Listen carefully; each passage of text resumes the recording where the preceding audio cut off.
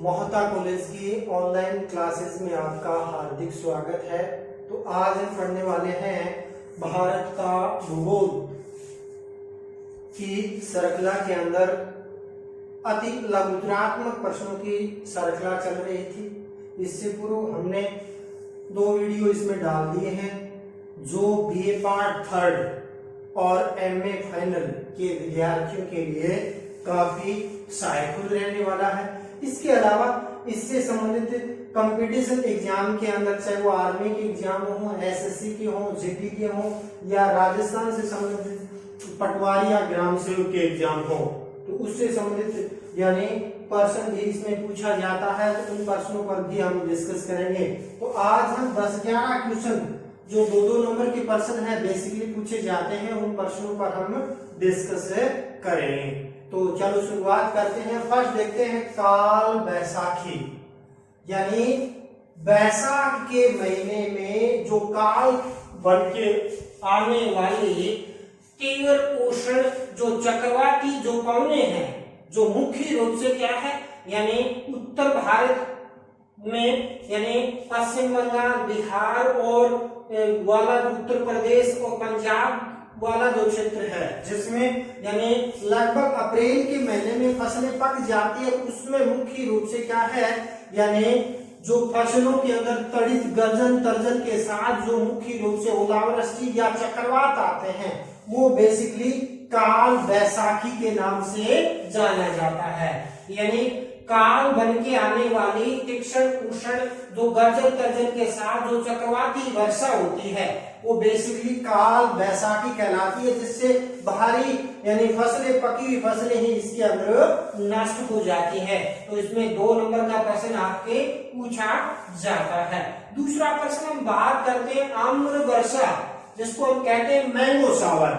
देखिए, वर्षा ऋतु से पूर्व जो ग्रीष्म ऋतु होती है, उसमें जो अप्रैल और यानी मई वाला जो समय होता है, उसमें मुख्य रूप से भारत में काफी गर्मी हो जाती है, तप्त हो जाता है और न्यून दाब का केंद्र बन जाता है, जिससे समुद्र की तरफ से क्या है यानी हवाएं चलती है। जैसे उत्तर भारत में चलती है लू, जिसको हम ताप लहरी भी कहते हैं। तो ये उष्ण तीक्ष्ण हवाएं जो मध्य भारत से होते हुए यानी मुख्य रूप से यानी महाराष्ट्र वाले जो क्षेत्र है और इस दक्षिण भारत के अंदर जो प्रवेश करती है, तो यहाँ पर यानी जो हल्की यानी 10 से लेकर 25 सेंटीमीटर वर्षा इसके अंदर होती है, जो कि उसमें ग्रीष्म ऋतु होती है।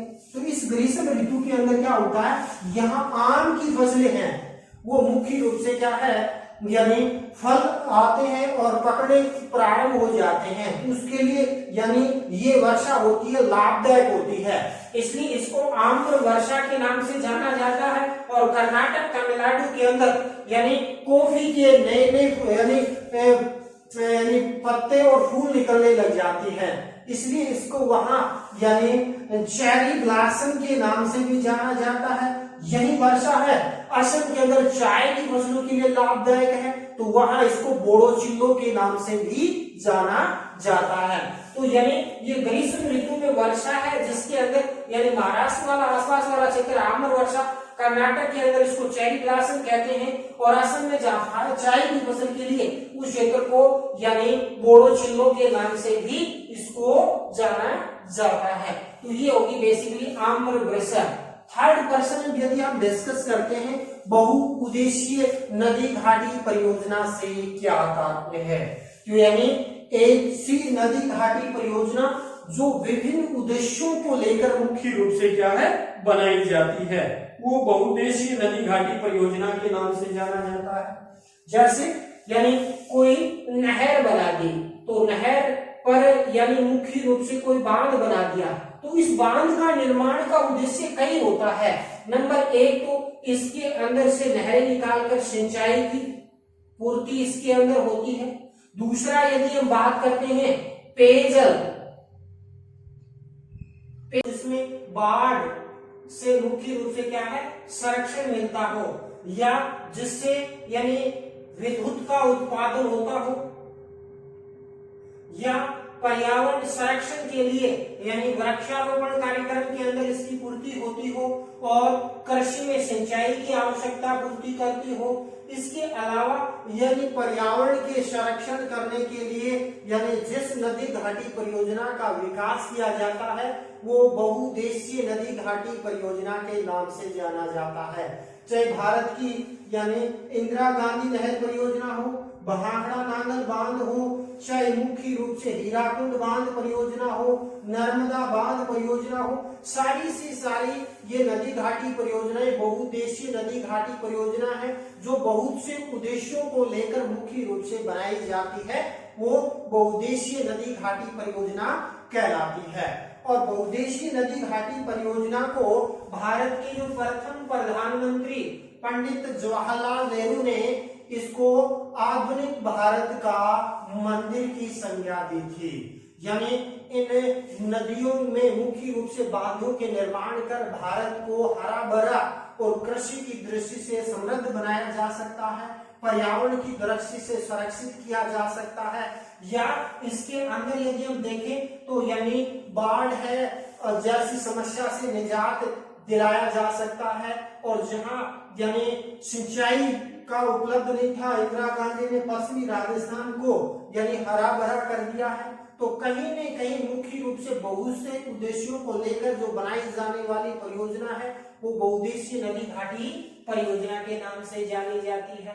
फिर बात करते हैं गैर परंपरागत ऊर्जा के सोर्स से क्या तात्पर्य है। तो गैर परंपरागत ऊर्जा के सोर्स से तात्पर्य ऐसे ऊर्जा के सोर्स पिछले 20-30 सालों से जिसका यानी उपयोग होना प्रारंभ हो गया है। और ये जो मुख्य रूप से गैर परंपरागत ऊर्जा के सोर्स है अधिकांशतः मुख्य रूप से क्या है नवीकरणीय है, नवीकरणीय संसाधन है, या इसके अंदर मुख्य रूप से असमाप्य संसाधन आते हैं जिसमें चाहे वो बायोगैस का प्रयोग हो, चाहे वो सौर ऊर्जा का प्रयोग हो, पवन ऊर्जा का उपयोग हो, या यानी ज्वारी ऊर्जा हो, यानी ऐसे ऊर्जा के सोर्स जिसका सतत और लगातार प्रोसेस में उपयोग किया जा सकता है, पिछले 20-30 सालों से जिसका उपयोग हो रहा है और ये असमाप्य के श्रेणी के संसाधन होते हैं, वो यानी गैर परंपरागत ऊर्जा के संसाधन कहलाते हैं। इसके बाद हम बात करते हैं हरित क्रांति। तो हरित क्रांति से तात्पर्य क्या है, उत्तर भारत के अंदर यानी 1960 के दशक के अंदर यानी उन्नत बीज, खाद और मुख्य रूप से सिंचाई और आधुनिक कृषि उपकरणों के प्रयोग के कारण खाद्यान्न की फसलों में जो अप्रत्याशित वृद्धि दर्ज की गई थी उसके लिए हरित क्रांति शब्द का प्रयोग किया गया। विश्व में हरित क्रांति का जनक था अर्नेस्ट हर्मन बोरलॉग थे।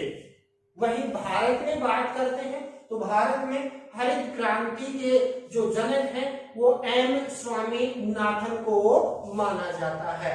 तो इस प्रकार हरित क्रांति उत्तर भारत में 1960-61 से लेकर शुरू हुई। 66 में मुख्य रूप से यानी उत्तर भारत में यानी उन्नत बीज, खाद और सिंचाई के साधनों, आधुनिक कृषि उपकरणों के कारण खाद्यान्न में जो है अप्रत्याशित वृद्धि हुई, विशेष तौर पर चावल और गेहूं के अंदर, तो उसके लिए हरित क्रांति शब्द का प्रयोग है वो किया गया।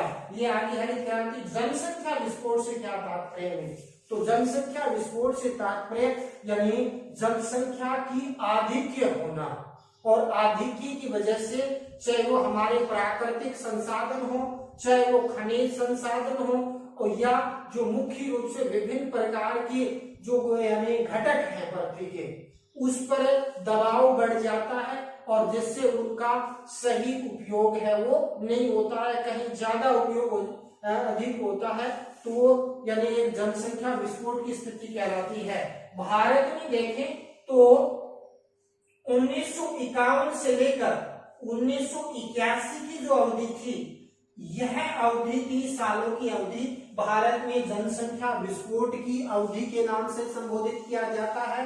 क्यों? क्योंकि 1951 में भारत में जनसंख्या थी यानी 36.11 करोड़, 36.11 करोड़ थी, जो 1981 में बढ़कर यानी 68.33 करोड़ होगी।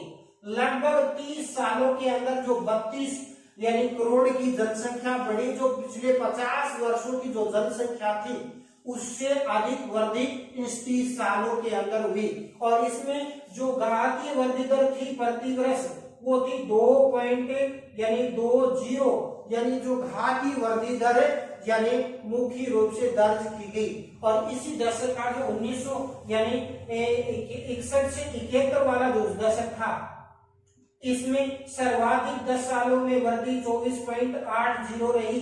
वहीं 61 से यानी 71 से 81 वाला में 24.66% की वृद्धि हुई। और इसमें घातीय वृद्धि दर रही थी 2.2 10 सालों में यानी प्रति वर्ष 2.2% की दर से यानी वृद्धि दर्ज की गई। और जिसके कारण क्या है, तो हमारे प्राकृतिक संसाधन है उस पर नकारात्मक प्रभाव और मनुष्य की जो मूलभूत सुविधाएं थी उसके लेकर भी उसके अंदर विकट स्थिति का सामना करना पड़ा। और यह समस्या क्यों आई, क्योंकि उसमें स्वास्थ्य सुविधाओं में सुधार होने के कारण जो मृत्यु दर पहले 27% थी 1936 के अंदर, वो घटकर 15% होगी। लेकिन मृत्यु दर के अंदर गिरावट 4% की यानी गिरावट आई स्वास्थ्य सुविधाओं में सुधार के कारण, जिसके कारण जन्म दर के अंदर, जिसके कारण क्या यानी इतना जो यानी मुख्य रूप से क्या है यानी जो अंतर आया, जिसके कारण जनसंख्या तीव्र गति से वृद्धि दर्ज की गई, जिसको जनसंख्या विस्फोट के नाम से जाना जाता है।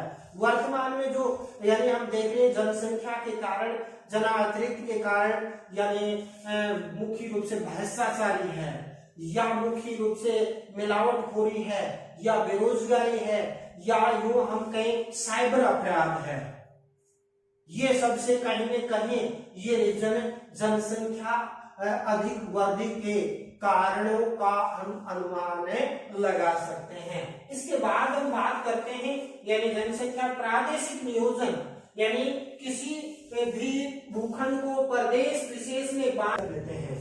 देखिए काली मिट्टी है वो प्रायद्वीप के पठारी भाग के अंदर यानी ये वाला जो क्षेत्र है जिसमें मुख्य रूप से क्या है यानी दक्षिणी पूर्वी राजस्थान वाला हाड़ौती क्षेत्र यानी मध्य प्रदेश, गुजरात, महाराष्ट्र और मध्य प्रदेश का जो क्षेत्र है जहां ज्वालामुखी के द्वारा निकली हुई जो लावा है उस लावा की अपक्ष और अपर्दन की क्रिया के कारण जिस मिट्टी का निर्माण हुआ है, जिसको हम काली मिट्टी, रेगड़ मिट्टी या ट्रॉपिकल चोनोजन मिट्टी के नाम से भी जाना जाता है।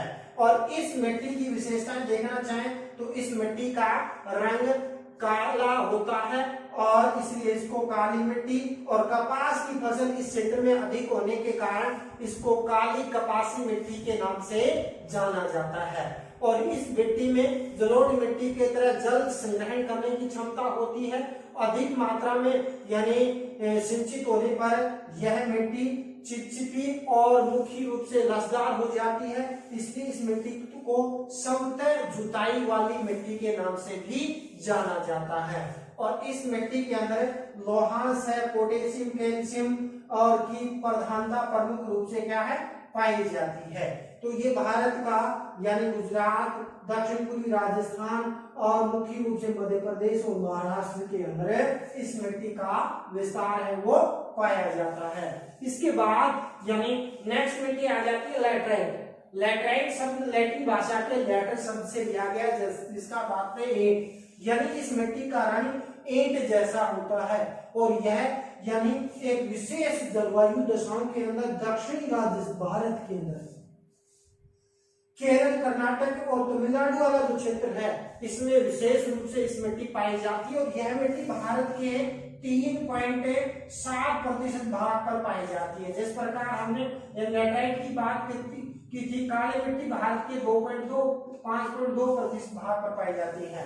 तो लैटराइट मिट्टी के अंदर कॉफी और चाय जैसी फसलें बहुतायत से की जाती है। तो इसके अलावा मसालों के लिए भी यह मिट्टी सर्वोत्तम है, मुख्य रूप से क्या है मानी जाती है। और इस मिट्टी के अंदर भीगने पर यह आकुंचित हो जाती है और इस मिट्टी के अंदर यदि हम देखें तो यानी चाय, कॉफी, गर्म मसालों की फसलें प्रमुख रूप से सर्वोत्तम इसके अंदर रहती है। इसके बाद नेक्स्ट करते हैं लिंगानुपात। तो लिंगानुपात से तात्पर्य प्रति 1000 पुरुषों के पीछे स्त्रियों की स्थिति से है।